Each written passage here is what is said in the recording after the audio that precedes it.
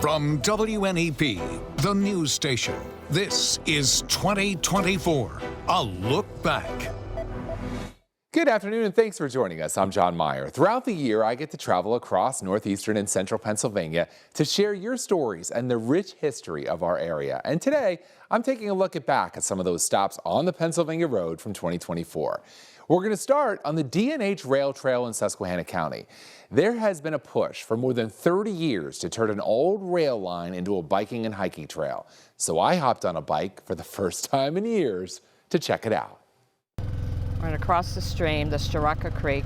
We plotted our D&H Rail Trail journey. All right, well, let's go check it out. And then we were off. I hadn't been on a bike in nearly 20 years, but you know what they say about riding a bike. I was good to go as we started our ride at Stevens Point and quickly crossed a bridge built just for this trail.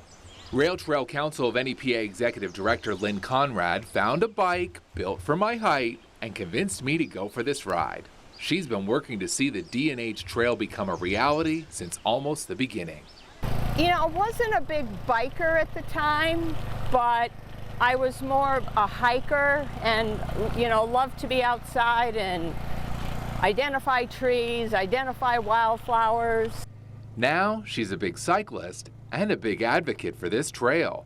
Trains used to travel this route. The rails are gone, but it takes a lot of work to make it bicycle smooth and friendly.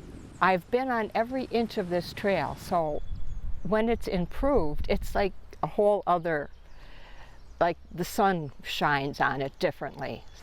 That includes transforming 120-year-old railroad bridges into crossings for a trail. And all along the route are signs pointing out the history. Local historian John Burdick joined us for the ride. That's exactly our goal, is to keep that history alive. And then, a few miles in, there are 17 arches. Wow, now this is the highlight of the trip, right? Yes. a towering piece of railroading history, the Starocca Viaduct. This is one of the biggest draws to the D&H Trail, a chance to see the bridge built in 1848 up close. You can ride or walk right under what is still an active train bridge, a symbol of the whole region, framing this trail. Oh, the viaduct is what everybody wants to see. A ride along the Susquehanna River is a treat too. That's near the end of this trail that actually crosses all of Susquehanna County, from Simpson to the New York line. I want to see it finished. Lynn's love of the trail actually brought her back from retirement. It's 38 miles. We have 24 done. We have plans to do the rest. It's in the works, so I want to get it done. It's D&H determination. It's just a beautiful spot. It seems it's easy to be passionate about this, isn't it? It is, right? Got you hooked? Got me hooked. Yeah, right. After my first bike ride in years, my answer is yes. Certainly was a great ride. Well, my travels also took me to the reopened George W. Childs Trail in the Delaware Water Gap National Recreation Area back in October. In 2018, storms wrecked this trail, accessing 3 waterfalls.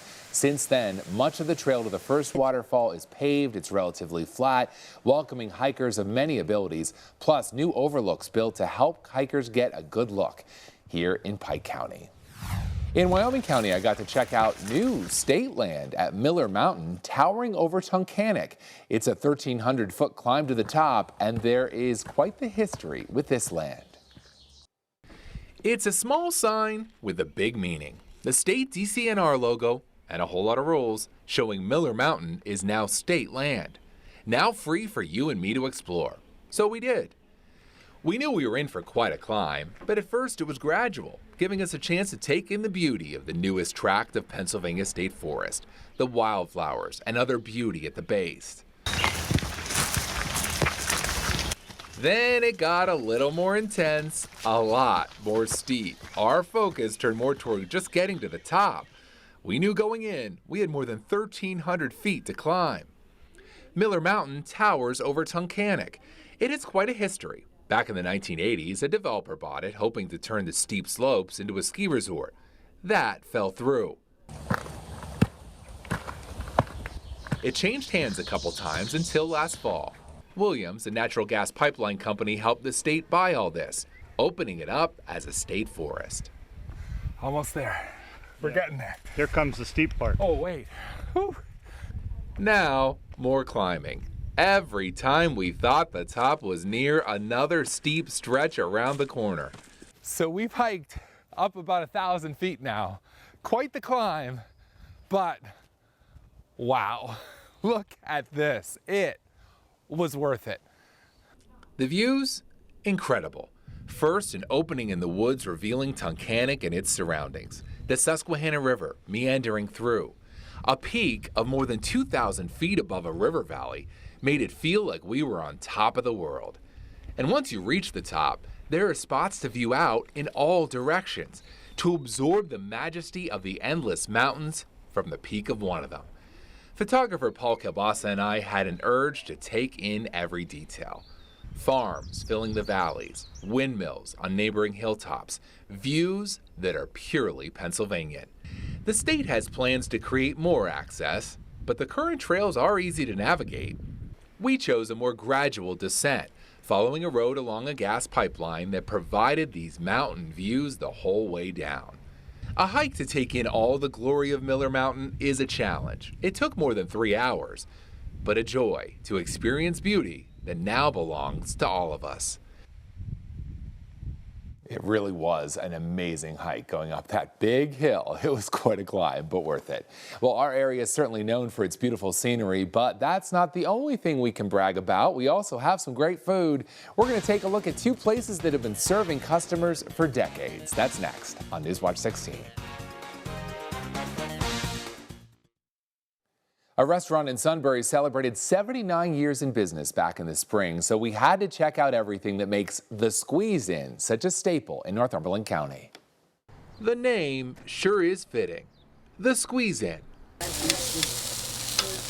The place is known for its hot dogs, but also for squeezing in quite a bit into a very small space. The counter only has 5 seats. We sat down with owner Chris Snyder. The beauty of the Squeeze-In to me is the memories of prior generations. Snyder is the 2nd generation of his family to own this Sunbury institution. The Sterling family is the only other. They opened it with only a griddle and an open alley back in 1945. When my grandparents moved here in 1959, this is where they started coming. And then my father, and then me, and then my children. So I think that is probably what makes it the most special. Of course, there has to be something about the hot dogs to stay in business for 79 years. Look at the one I ordered. 2 kinds of chili, sauerkraut, baked beans, ketchup, relish, and mustard. Yum. We serve every Pennsylvania product we can. We get our baked butter beans locally, we get our kraut locally. Everything we can source locally, we do. The size, of course, is special too. A place that proves you don't need a lot for success. And with only 5 seats, you can see the wear of each spot on the decades-old counter. Maybe that's one thing that makes it special. It hasn't changed.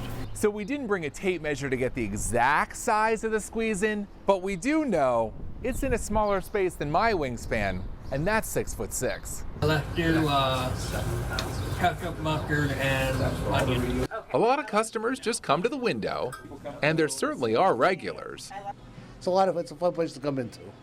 And unique too, the size of it. The size of it, the hot dogs, and everything else. Victor Rumberger's been coming for 45 years. His dad before that. And back then, when my dad was still alive, as a kid, he'd stop in here for a hot dog and a soda.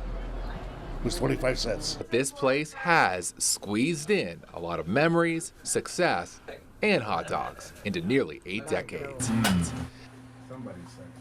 My wife is in bed. Well, of course, talkback callers had a lot to say about that last little clip of video you saw of me eating a delicious hot dog from the Squeeze-In.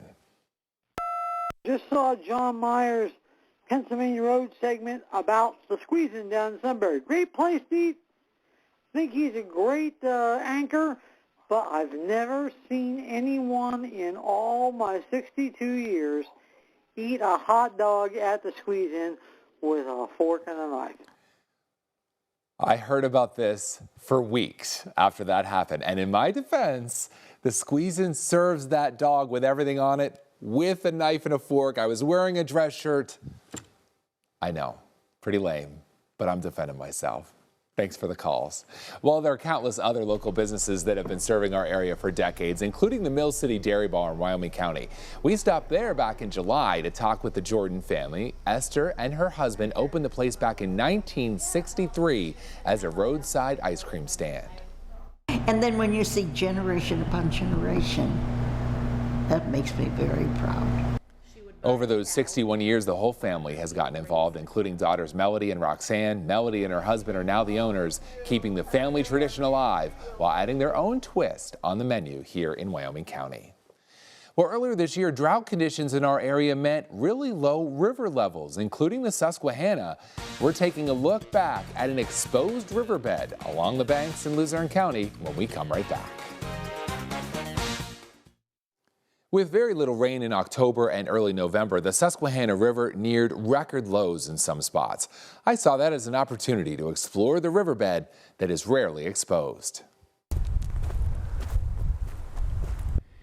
It's a trek I felt compelled to take since it's pretty rare. A stroll along the Susquehanna on what's usually the bottom of the Susquehanna. And as we speed up what would normally be an underwater walk, you can see I made it all the way to the middle of the river here by Plymouth. We have had more than 2 months with very little rain. The river is flowing at one of its lowest levels. Look under the Cary Avenue Bridge. Half of what is supposed to be the river is exposed land. There are ripples and rapids in spots that usually flow smoothly. We even got a good look at what was a base for the original bridge that stood here. We didn't have many historical discoveries exploring this exposed riverbed, but we did find plenty of shells, likely pearly mussels that call the river home. And the many rocks tell a story too, all of them so smooth. After tens of thousands of years in nature's rock tumbler, the rush of water knocking them into each other over and over. Some explorers stacking them up, leaving a mark for the water to swallow up again soon. The Susquehanna River with its 2 branches is the signature landmark for much of our region. Many of us used to that constant flow of water. I noticed how low it was at the Market Street Bridge in Wilkes-Barre, marks showing what the water level is supposed to be, clear to see. And with the river at less than a foot, it's hard to even comprehend how high it can get, how much water can flow through here. Look at the difference compared to the historic flood of 2011, a crest 42 feet higher, parts of the bridge itself swamped, the levees at their limits. We often pay attention to the Susquehanna when it floods, when it fills with ice, when it becomes a threat. This time, there's no danger, but dry certainly makes it noticeably different. Worth a closer look. 2024 marked 80 years since D-Day. Coming up on Newswatch 16, we are going to take a look back at one veteran's story about that historic day that changed the tide of World War II. June marked 80 years since the D-Day invasion of World War II. It turned the tide of the war against Germany, but there are few veterans left who were part of it. I spoke to one veteran in Scranton, sharing his memories 8 decades later. And the word come down that you're leaving for Europe. 98-year-old Eugene Passarello of Scranton talks about back when he was only 18, heading for war, the invasion of France. All these years later, so 80 years since that, Yeah. you probably still vividly can remember. Yeah, well, certain things you never forget. Eugene wasn't part of this first wave that rushed on the beaches at Normandy, June 6, 1944. His division followed a few days later, on the same sands where those horrors played out. And they were on the cliff, firing 20 millimeters down at the guys. I don't know how they survived. Many didn't, but this invasion reversed the course of the war, putting Germany on the defense. Gene and his fellow soldiers pushed on into Europe. So we had a sergeant named Kuzel, and he always said this, I'm going to give you a warning, kill or be killed. That's what he said, kill or be killed, you know. Advice to a recent high school grad who still mourns friends lost around him. He died in my arms. He got shot in the neck. And He said to me, do me one favor. I said, what? Visit my mother in terror. Did you? Yes, I did. Gene himself earned the Purple Heart. He was shot in Belgium 6 months after D-Day. A sniper got me. Yeah, got my knee. I felt the burning sensation. I took one step and I fell. And of course, the medics came right away, you know. Eugene Passarella didn't get that Purple Heart and other medals until 5 years ago because he, like many other World War II veterans, came home not looking for medals, but to build a life. Yeah, it was bad, you know. Yeah. But anyway, I got back all right. Yeah. Yeah. So it's all that counted. I never heard these stories until later on in life. His most treasured accomplishment, 72 years of marriage with his wife Louise. I love her more than the day I married her. His other love, music. That's Gene with his Walker on stage, still leading his Gene Dempsey Orchestra after 60 years. I'm going to be up in the Elk Park on the 11th of August, the whole band, and if I'm around. The story of D-Day includes hundreds of thousands of soldiers like Eugene Passarella, men who came home and moved on after saving the world. Do you see yourself as a hero? No. I always say I did what I had to do, and if I had to do it again, I'd do it over. No. There aren't many left to thank in person. I'll treasure that I got to do that with Gene. I certainly will. We'll be right back. For most grandparents, taking the grandkids on an amusement ride means a trip to the fair or a park like Knoebels. But one grandpa in Luzerne County has built them a ride right in his backyard. And back in September, I even got to go for a whirl too. There we go. How many kids get to do this in their grandparents' backyard? We'll give them a little power now. Steve McGinnis is the plane ride operator. But to those on board, he's Poppy, the grandpa with the towering amusement ride right behind his house in Mountaintop. Oh yeah, the kids love it. The kids look forward to it, yeah. You gonna do the airplane ride? And that's why it's here, to spread smiles, not just for his grandkids. He had a grin on his face the whole time he ran it. But how did this ride end up here? Someone he knew was selling it 25 years ago. How much you want for that, right? He goes, for you, $500. You know, $500. So we bought it. The owner said he thought it came from the old Rocky Glen Park. When you came home and told your wife, I'm getting an amusement park ride. That's funny because we never bought anything without consulting each other. I said, I bought an airplane ride. She goes, you did what? And the young kids aren't the only ones who ride. When Steve's sons get on board, it almost seems like there's a circus in the backyard here too. They did some acrobatics as they spun. We have a lot of parties here, you know, and the kids come down and they've run out of gas sometimes. Ready? I'm ready. When I heard it can handle adults, I had to give it a try, and he can really get it going. He knows it needs some paint, but make sure it's sturdy.